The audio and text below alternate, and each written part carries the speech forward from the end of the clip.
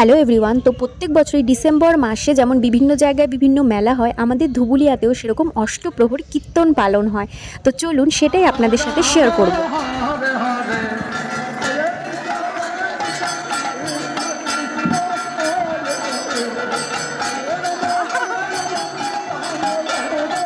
আশা করি আমার ভিডিওতে দেখতেই পাচ্ছেন কি পরিমাণ ভিড় এখানে।